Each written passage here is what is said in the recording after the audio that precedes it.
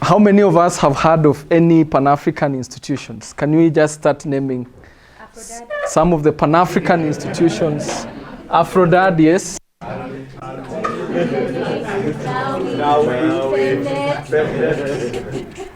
Aphrodad. Pan-African Parliament. Palu.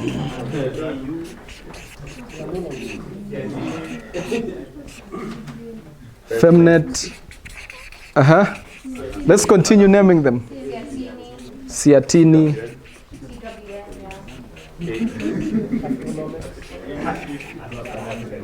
African Eco-Feminist Collective. Trust Africa. Trust Africa.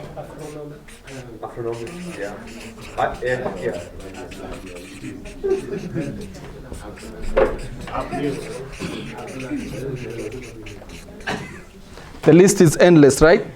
Not really endless, but Yes, thank you for that. So,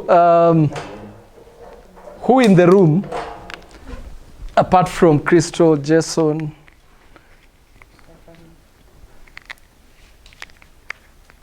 can tell all the acronyms? no, it's not an acronym.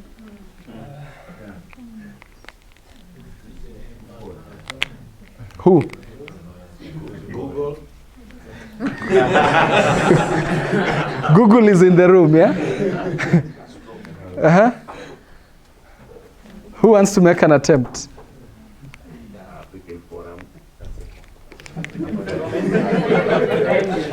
Let's start with Aphrodad. Who can tell? But it's challenging because they keep on changing the way in which they actually spelled out. It is us who named them, yeah? Aphrodad? Yes. African Forum for Data and Development. Is that correct? Who? African Forum and Network on Data and Development. Good. Yes, and network. Are you a network? TGNA. That's what I mean when they keep on changing. It started as Yes. forum and now they added. Is it a forum or a network? It's Or both. both. NGOization. Yeah. Good. We have to adapt. We have to adapt. Good. TGNA. That's just TGNA. Quick one. Tax Justice. Network Africa.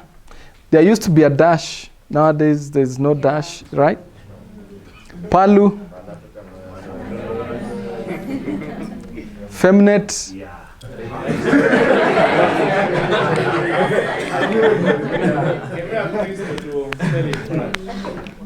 Crystal, you've been nominated. What? No, why me? No. The labor of Yes. women to explain. Yes. Femnet. And communication. Good. Good. Did we all hear that? Grace. Africa Women's Development. Communications and Communication Network. Yeah. Siatini.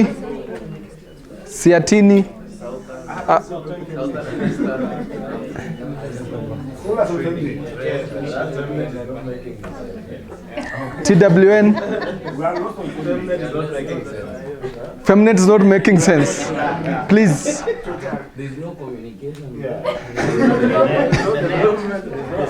You know, yesterday we were discussing culture.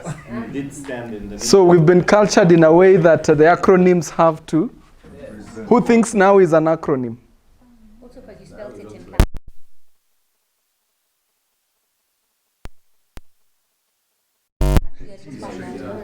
Yeah.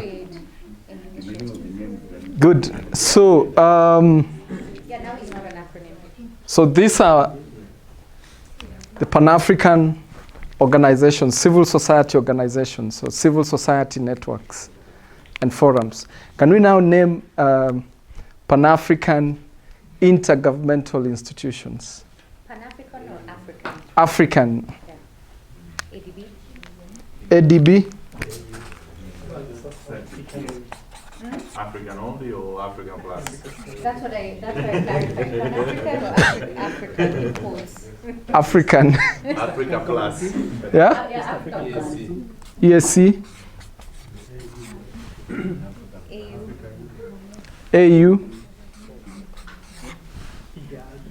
IGAD?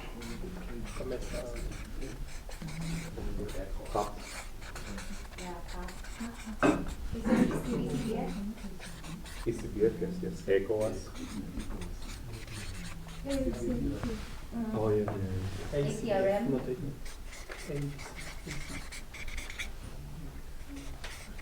I know my African stuff. SADC? What is the Central African one? And the North African? AFCFTA? AFCFTA? WAEMU?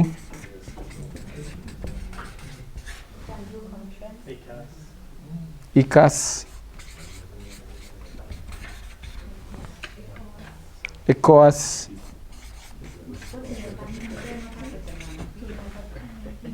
Yeah. They have Arab knowledge, they have the Arab section just now. The Arab Maghreb? North Africa specific. Wow. That's loud. Mm-hmm. Do we all know these acronyms?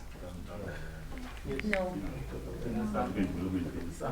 ECAS, Some. ECAS, WAEMU, explain.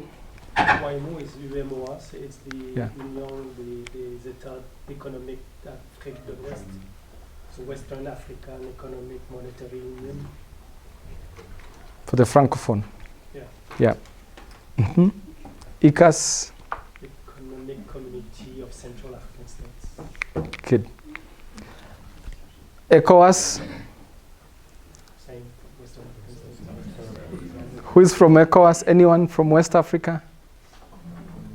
They say ECOWAS is the most progressive regional economic community, right? When it comes to dealing with small states. Yeah? The Friends of Ibrahim. Good. So there are many African regional institutions. Today, I think I just wanted us to focus on the African Union, where these institutions actually fall under.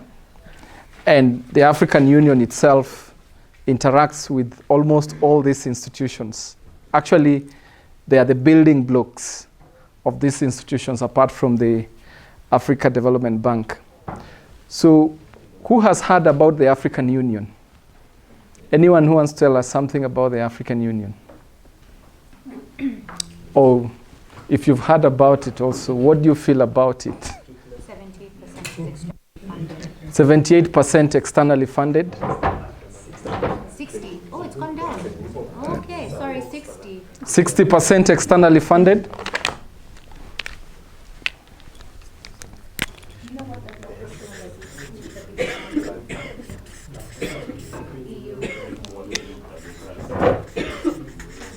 I think it's the other way around, 60% domestic. Uh-huh. What else?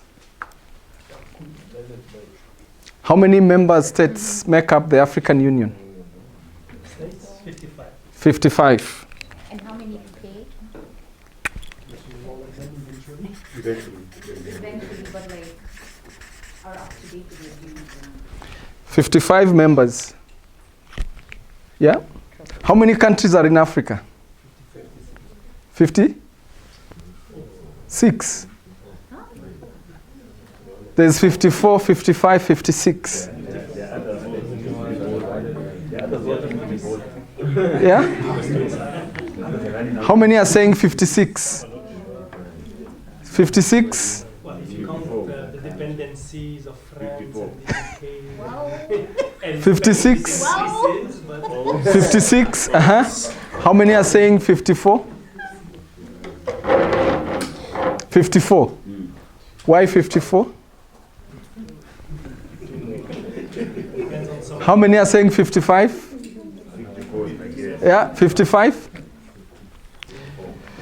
So if you read, You need to accept the criteria on Yes. which you decide. so AU member states are 55, right? So if you read the UN documents, they normally talk of Africa having 54 countries. But the AU is very clear that Africa has 55 countries. And the reason of that, between 54 and 55, is Western Sahara. Right? So the UN doesn't recognize it. Yes. So ECA doesn't recognize it. Yes. But So- the AU unrecognized when Morocco came back? No. It recognized it, and Morocco pulled out of the AU for some time until 2017 when it applied for readmission. And it was actually a controversial decision to readmit it because it's seen as occupying a member state. And the reason I'm bringing in Western Sahara and Morocco, or the members of the African Union, because it impacts on certain processes and decisions of the African Union. So let's go dig deeper into now the African Union itself. And I want us to go through maybe how decisions are made at the African Union, the different processes, and where it starts from. How many of us have heard of the Africa Union Summit? The AU Summit. You hear about the AU Summit and not the Africa Union Summit. Good. Okay. The AU Summit. Good. So every year, almost all our leaders, except a few, meet in Addis, in what is called the Africa Union Summit. Traditionally, it used to happen every last week of January. But since 2019 to date, it's been oscillating between the first week and second week of February. So those are key dates that we need to put in our minds because for planning purposes, if we really want to influence the African Union. So African heads of state meet in Addis at the AU Summit, and that's called the General Assembly. So the AU, there is a decision to at least meet twice a year, and that happens now the first week of February, and it's not consistent. The July one, it's never consistent, but it normally happens within the month of July. So there was a decision to host those two meetings, but also there is a provision within the AU for an extraordinary summit. A member state can request to have an extraordinary summit over a specific issue. But that has to be approved by at least 2/3 of the members for the extraordinary summit to happen. It's never happened of late, other than where they had a virtual extraordinary summit. And we all know that the continent needed to come together to deal with the COVID-19 pandemic, the vaccines issue, and the debt crisis that we're discussing here. So those are two meetings, but also the African Union has been undergoing reforms that have impacted how these summits are conducted. So the July summit, because of the reforms that were adopted in 2019, the July summit has now been transformed into a coordination summit, whereby the Africa Union co-hosts the summit with a regional economic community. Yeah? So it acts as a coordination summit between the African Union and the regional economic communities. And you'll see very few heads of state come. Usually, it's supposed to be the Africa Union Commission. I'll come to the African Union and the Africa Union Commission because they are two separate entities, but they work together. So usually, the July summit is supposed to be attended by the Africa Union Summit, the Africa Union Commission, sorry, Africa Union Bureau, so I'll come to those terms, and the heads of the regional economic communities. So every year, there is a chair of the Africa Union who is a head of state, and there is the chair of the Africa Union Commission, who most of us know as Musa. Some people call him Musa Fakin Mahamat for reasons best known to us. We can't wait for him to go. His term is soon ending, his second term. The Africa Union is made up of the General Assembly. Yeah? Are we following? Yeah? So you have the General Assembly, which is made up of all Africa heads of state.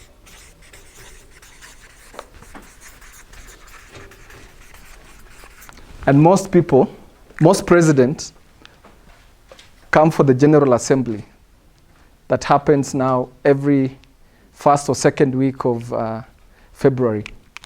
When they come, they elect the chair. The chair is the president of Comoros, Azali. So the chair rotates among the different regions. So it is it was in West Africa. That was the president of Senegal last year. Before it was in Southern Africa, Cyril.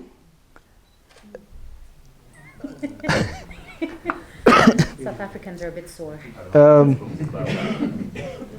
So it rotates. So from Senegal, from West Africa, it came to East Africa, Eastern Africa, Comoros. Comoros is in Eastern Africa. Let's all know that, yeah? Wanajumuia. Comoros is in Eastern Africa. And sometimes it's confusing within the AU. For instance, even Burundi, in certain conversations or in certain committees, they represent Central Africa. Yeah. So you have to be aware of some of these things. So from East Africa, it's going to North Africa. So the AU chair, to deliver on his mandate, is supported by a bureau. A bureau, and the way that bureau is made up. So it's made up of the chair, who is the current chair. There is the first vice chair, the second vice chair, the third vice chair, and the rapporteur. So it's important to know who is the first vice chair, because the first vice chair will be the next chair of the African Union. The second vice chair will be the third. That's how it rotates. Then the rapporteur is usually the outgoing chair. So currently the rapporteur is Senegal. The position of the first vice chair, as of last year, the second vice chair was Libya, who has now automatically become the first vice chair. But sometimes it's automatic, the names are filled. Sometimes when the decision comes out, they say under consultation. It means like currently, it's still under consultation. It means the region has not agreed, or there are issues whereby either the person that was being looked at is going into an election, or the region has not agreed on who becomes the next chair. Just like it was the first vice chair last year remained blank because Kenya, it was to come to Kenya, but Kenya was going into elections. And there are always also some politics that come into that. So the position, currently the position of the first vice chair is blank. The second vice chair is Angola. So you automatically know that in 2025, the chair of the African Union will be Angola, unless something happens. Yes. So that's the Bureau. So the General Assembly is the ultimate decision-making organ of the African Union. Under the General Assembly, you have the Executive Council. The Executive Council is made up of most ministers of foreign affairs of the respective member states. It's the one that prepares the agenda for the General Assembly. If there are any issues that have not been agreed upon, it's deliberated at that level. It's also, structurally, it's managed by a bureau. And the Bureau of the Executive Council is made up of member states that make up the Bureau of the General Assembly. Okay? They determine the agenda. They normally meet at least twice a year. Below the Executive Council, you have the Permanent Representatives Council. It's also managed by a bureau. And the same bureau, the same member states that make up the General Assembly, the Executive Council, are the same ones that make up the bureau. The Bureau of the Permanent Representatives Committee. It's so that they can coordinate as countries, yeah? The Permanent Representatives Committee is made up of all the ambassadors, the member states ambassadors to the African Union. So they sit in Addis. They meet at least once a week. Are they ambassadors to Ethiopia as well as the AU? Yes. So normally the ambassadors to Ethiopia, AU, UNECA, and most countries, especially those from the IGAD region, they also oversee the IGAD. So they meet at least once a week. They are important because they determine what goes to the Executive Council, and then that filters to the General Assembly. So within the Permanent Representative Council, there's a number of subcommittees. And I think for us, it's important. The most important committee is, there are about 14 committees. The most important one is the Economic and Trade Committee that look at economic affairs and trade affairs. But I'll say that all the committees are important because the Health Committee, for example, or the Social Development Committee, that actually, I don't know why they separate this. The mandate of the Social Development Committee is looking at poverty reduction, looking at inclusive growth and such kind of things, because you cannot separate poverty reduction from economic issues, right? So it's important that we do engage in those. We identify the committees that will be of interest to us and then engage with them as early on. I've said that the Permanent Representatives Committee meet at least once a week, and that's where most of the issues are discussed. They are normally closed-door meetings. A member state can invite an expert person to make a presentation. So when they are discussing a specific issue, they usually invite some technical partners or some people to give testimonies over certain issues. So it is usually important to know, for example, because the chairs of these committees and also the chair of the Permanent Representative Committee and the Bureau, because are the ones that determine the agenda. So if you want to have an issue on the agenda of the Permanent Representatives Committee, you can go through the chair or members of the Bureau. Are we together? Mm-hmm. Yeah? So, before the African Union Summit, the Permanent Representatives Committee will have had all these meetings, consolidated all the issues from the technical committees, and they meet, as they prepare for the summit, they usually meet beginning of February, at least by the 20th or 25th of February, 20th of February, as of the last 2 years. They meet at least the 20th of February so that they consolidate all their reports. If there are any sticky issues from the different member states, the different committees, they consolidate whatever that cannot be agreed. Decisions at the AU are made by consensus. But if there's no consensus, they go into a voting.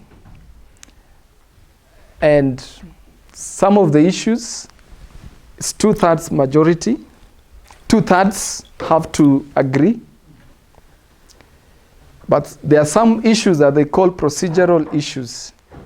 They go with a simple majority.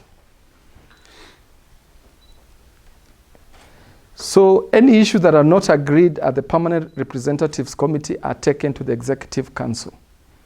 So the Executive Council, and once the PRC has agreed and submits its report to the Executive Council, the last 3 years we've seen a trend where they don't debate any other issue. And if a member state wants to bring any other issue that was not discussed at the PRC, they defer it to the heads of state level. So unless in the General Assembly, a head of state rises and brings up an issue. So for our own influencing, we need to understand those processes from the subcommittees, the PRC, to the Executive Council and to the heads of state. Then we have the Africa Union Commission that is chaired by Musa Faki Mahamat. Sorry to interrupt. His name is actually Musa Faki. Yes. Yeah. Okay, Musa Faki. Yeah. Just so that clarity is For any, So Musa Faki,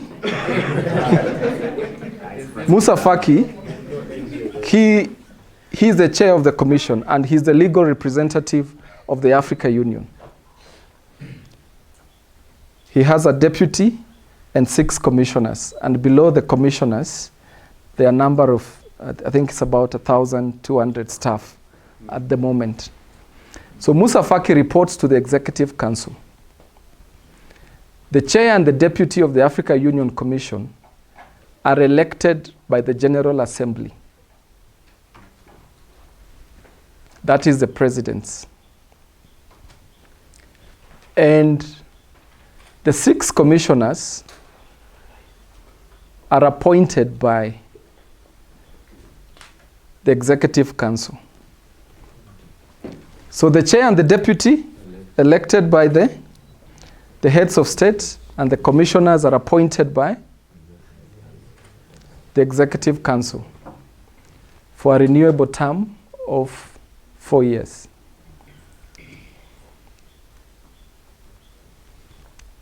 Good.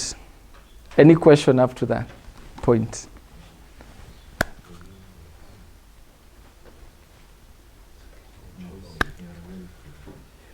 Sorry, I'm laughing because I just found out the EU has an anthem. Yes, it has.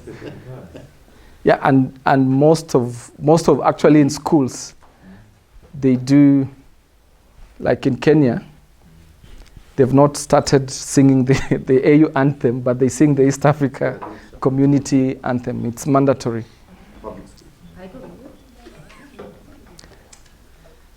Yeah. Anyone with a question up to that point?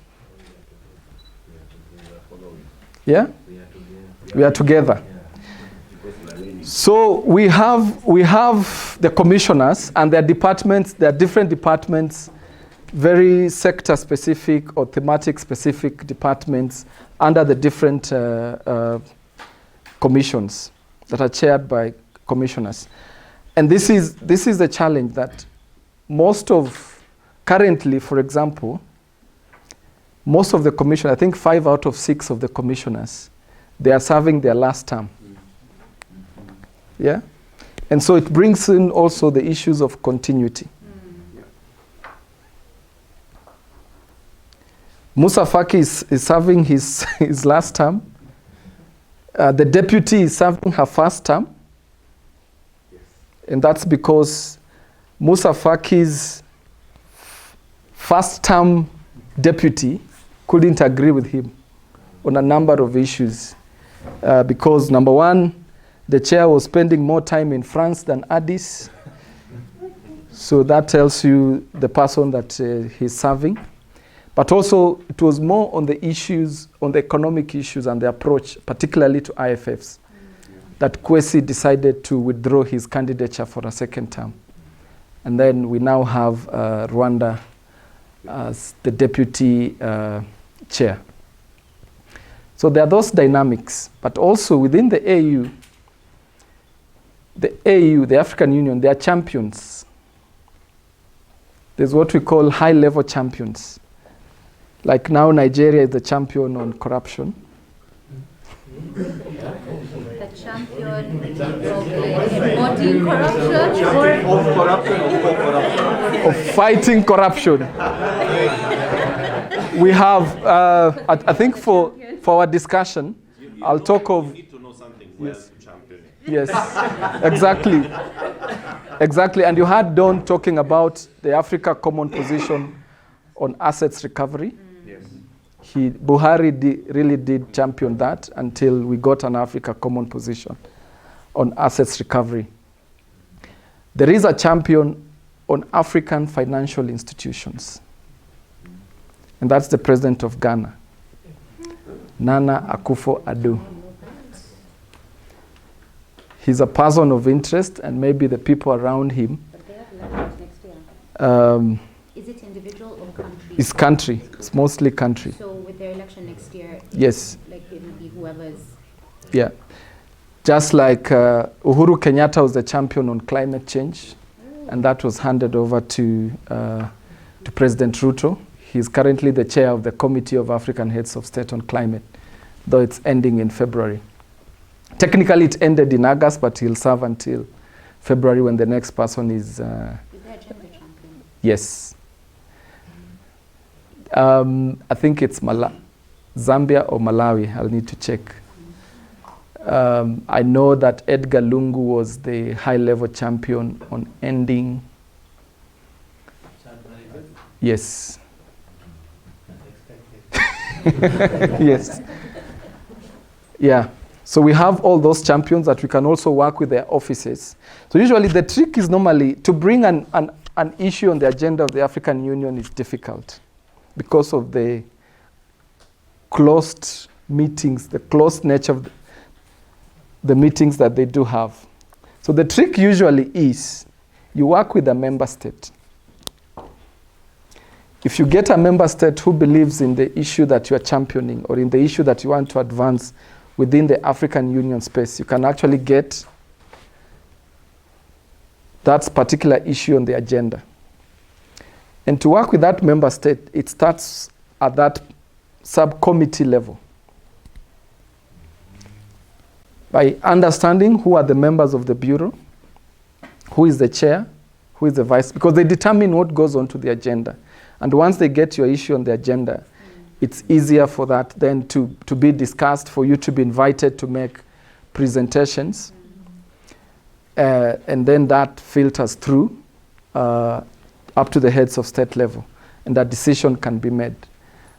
For instance, I think the last 2 years, some comrades have been working with the president of Ghana on the issue of reparations.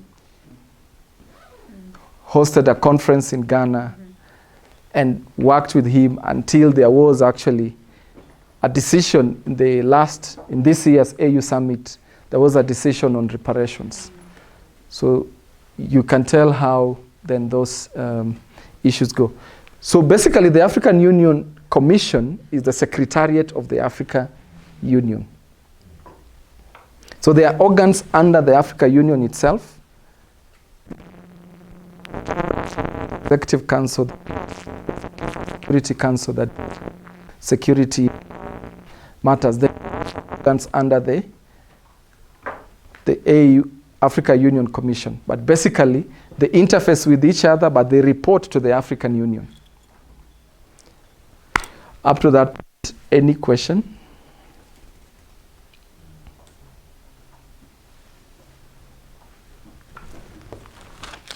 Do you have an organogram you can share after?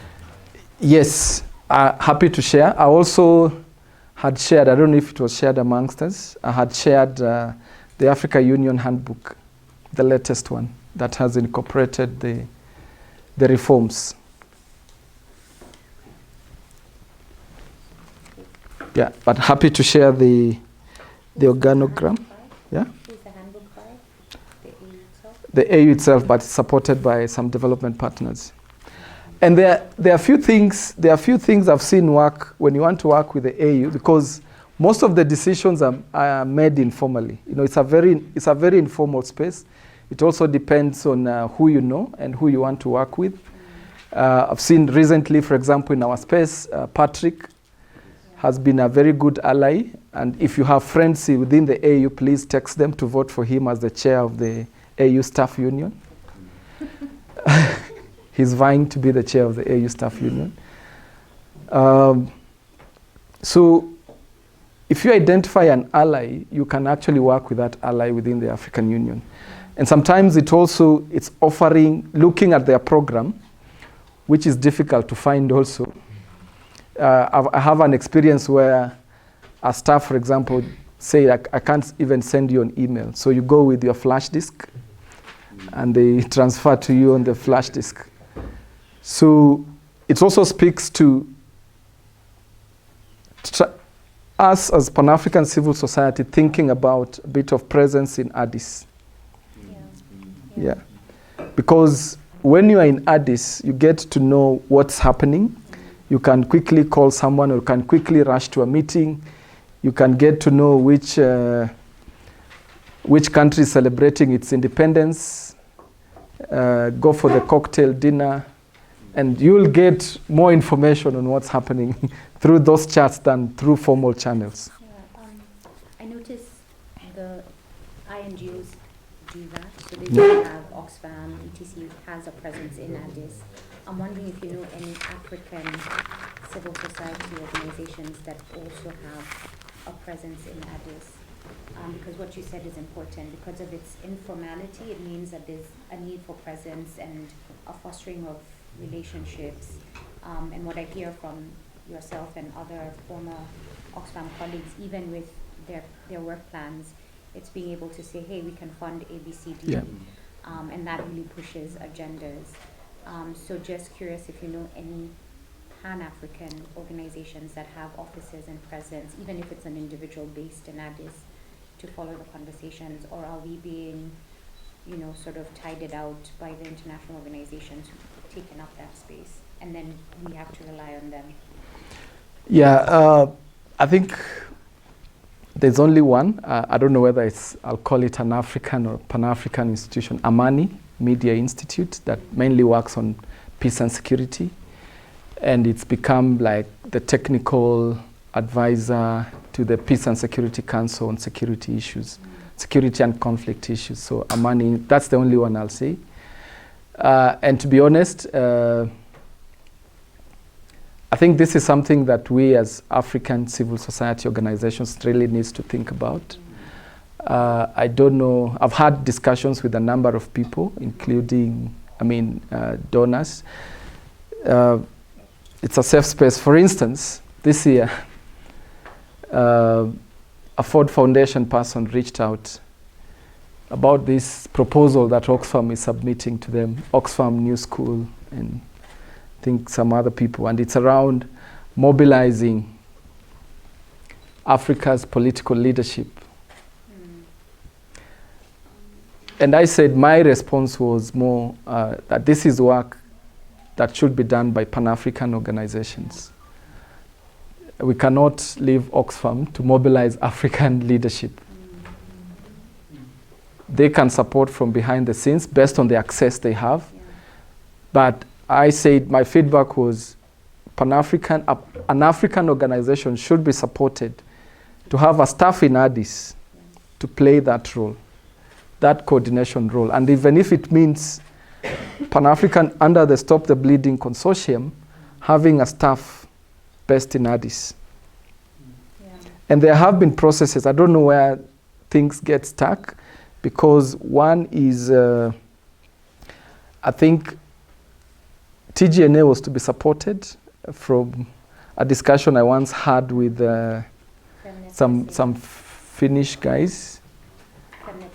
Femnet the same. Yeah. I don't know where that discussion reached. It's still ATAF has been supported. ATAF is an African committee of OECD. Yeah. So we if it means contributing resources to have someone and the African Union, because that presence is really, really important. For the Center for Participation in the EU, that changes names to the Pan-African Center. Passin, yeah. Passin, yes, afterwards.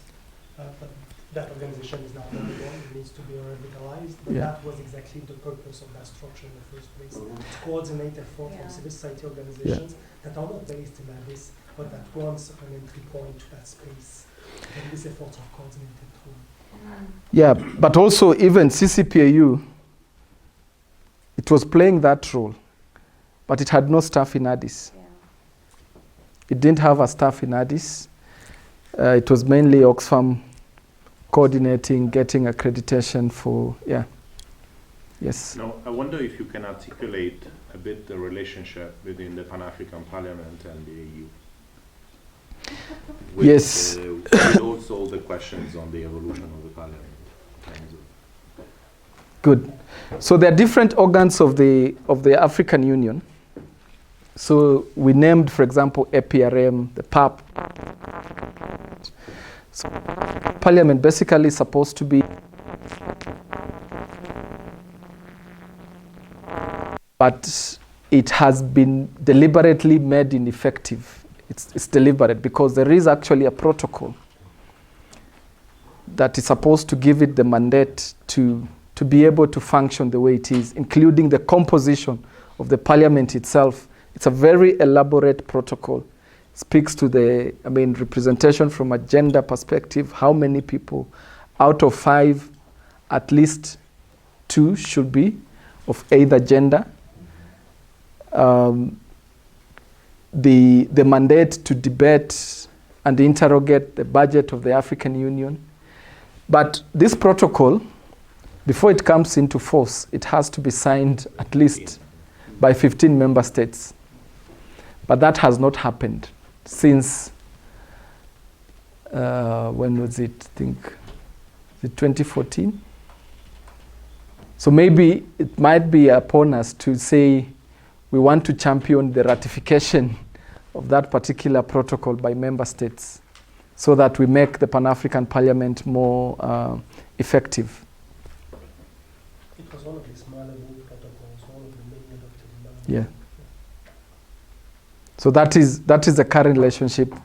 So you will work with the Pan-African Parliament, but the information or whatever decisions that come up with from the Pan-African will not filter to the heads of state.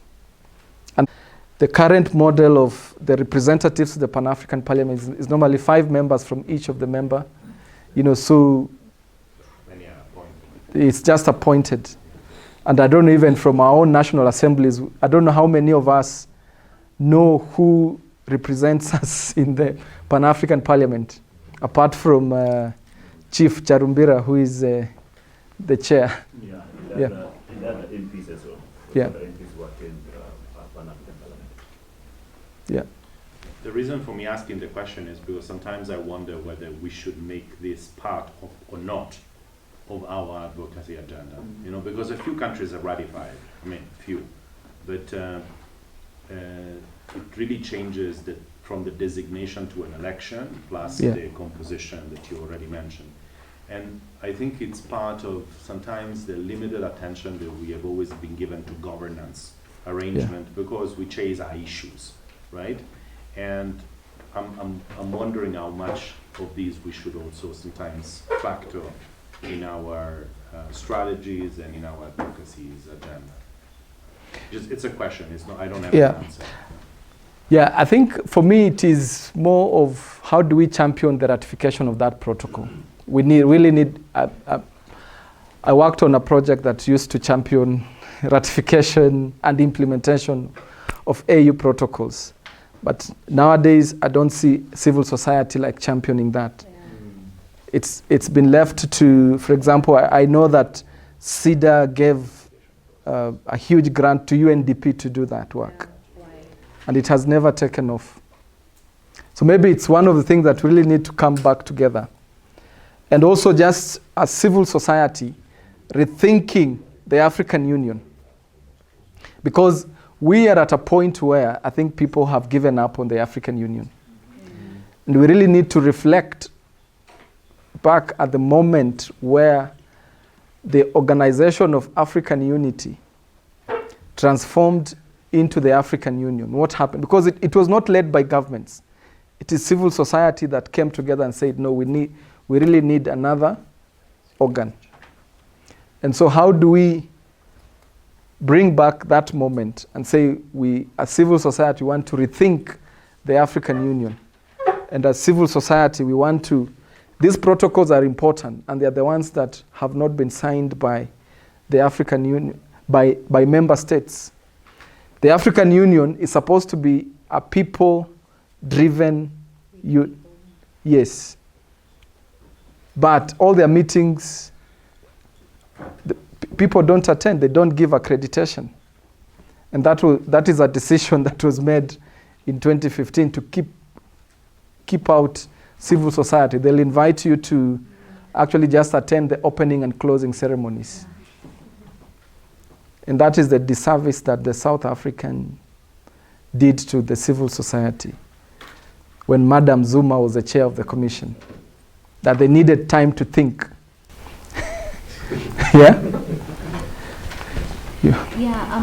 I'm wondering if there's any conversations or thinking around having an organization or an initiative or something that follows the AU and all the work and African institutions from an advocacy perspective, because like Stefano says, everybody's sort of in their little rabbit holes, Afrodad on debt, TGNA on tax, Femnet on feminist issue, like everybody's, in their little domains and trying to reach the AU through that very limited. I mean, over the last maybe 2 years, there's more of an attempt, especially with STB, to bring these organizations together. But I kind of feel like there needs to be a superstructure, using Nombuso's language, of an initiative, and I'm looking at you also, that can navigate those spaces, that knows how they run, that has the connections, that knows how to link PAP with an issue that you want to, bring up in the aid, like to connect all those things. And in my head, it doesn't have to be big. It could be very small. But I'm wondering if there's any conversation that is sparking that sort of an idea, because we've all been speaking about having a person in Addis.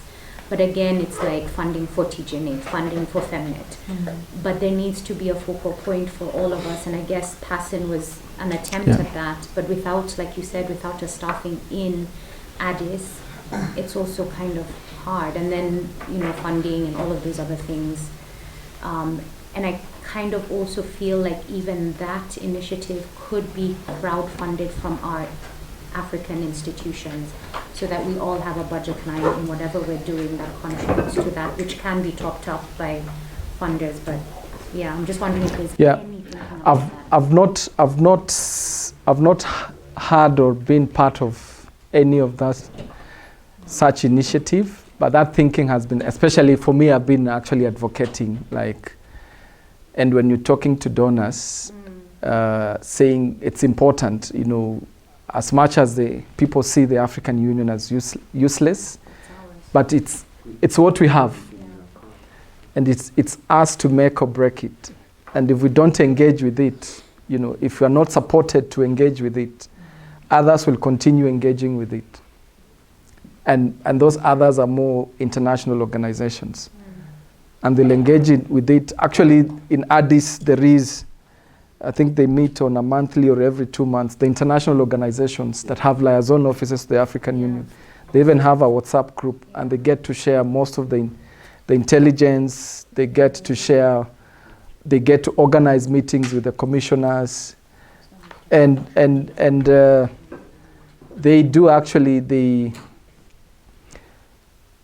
are listened to. And because they understand the structures, they are present there, they are able to make connections with the ambassadors, they are able to bring their issues onto the agenda, they are able to bring their country staff or partners to give testimonies whenever the technical discussions are happening. So, and I'm happy and that the EDIS Forum is being revived, the Africa EDIS Forum is being revived. Maybe it's a conversation that needs to happen within that forum on how to resource or have a person actually sit in Addis. Can be hosted by an institution in Addis, or maybe could be also just deciding to second a staff to the AU itself and work with one of the departments. And from that, because most of the organizations have seconded staff. Most of the international organizations have seconded staff to the African. They might be working from their offices, but supporting, and the AU is normally open to that. Yeah. Thanks, Joab. I have just a question on some of these getting protocols ratified and things like that. I may have missed it because I stepped out briefly, but are there different thresholds for different protocols? Once it's been adopted at the General Assembly, so it goes to the ratification process. And it means going into the national parliaments. So it's basically, some of them have been championed by regional economic communities. Most of them have been championed by civil society, the ratification process. And it's usually, what I've seen is, as long as 15 members ratify, it comes into effect. So that is the threshold that I've seen with most of the protocols. And if you are aggressive enough, a protocol can be ratified within a year. Culture, rural development, blue economy, and environmental sustainability commission. And most of these people, actually, I'll say, right at the moment it's an opportune time to engage with them, especially those that are about to leave. They want to bring as many people on board as possible, just to save their second term. So the office of the First Lady of Africa, First Lady is OFLA. Yeah. They pick up on certain things to champion. Mostly they meet when these big meetings are happening. And they have their side events, but we've not seen, they mainly pick on specific issues, social issues that they want to champion. What happens to Suluhu's husband? Is he part of that? Exactly, that's First husband. I'm not too sure what happens if he's part of it, but what I know is that they meet. A number of them, some of them want to be more vocal. the Kenya one and the Ghanaian one, for example, are pushing the clean cooking agenda, and they also use that to fundraise for their own initiatives. Yeah. There's an inherent bias that only men can be presidents because it's not a first husband's office. Yeah. It's true. Maybe it's something we need to challenge a bit. Yeah. Yeah. I was also, and it also within our national, like, one time I was listening to one of the governor's husbands speak on how he was not allowed in one of the first ladies' meetings. Governor Waiguru's husband, and he was he was actually not allowed into the meeting room because yeah. There's also a forum for all the speakers of parliaments, both at the regional economic communities level, but also at the Africa level and at the international level. So maybe we can do a mapping of all these different platforms, forums that we can engage with to accelerate that ratification. There's a controversial thing that I want to bring up on board. You know, especially in the Sahel region, we're experiencing all these coups, and we can see how these leaders are talking tough. Do you think these are some of the people that we need to engage as early as possible? Burkina Faso, Niger, Mali, Guinea, Gabon. I personally feel that we need to engage with them because, you know, sometimes they feel isolated. And we civil society, they feel condemned, and they think we're also condemning them. But if you listen to their speeches, if you listen to them speaking at the UN General Assembly, they're actually speaking to the issues that we as civil society are championing. Why can't we engage with them and see if we can move certain things? Yeah. I was talking to the Oxfam acting CEO, because he went to Burkina Faso. He went to meet the guy in Burkina Faso, and I was just asking how that conversation went. And it was interesting to hear from him about what the current leader of Burkina Faso is thinking, and like his sentiments, and what he's thinking about the people of Burkina Faso, and how actually the global north, you know, one of the things he said, and I'll quote Amitabh, he said, "We went to get that training so that we can understand how they operate. Because within the military, we are structured in a certain way, we are cultured in a certain way. So we come to these countries to learn how they operate and how they sustain certain people in power." So with that understanding, you know, and that is just from one of the countries, I feel that we need to engage with them early before certain people take over that space, because it's a space that will be filled very soon by others. We're already seeing in Burkina the chief of staff being used to undermine or to orchestrate another coup. Yeah.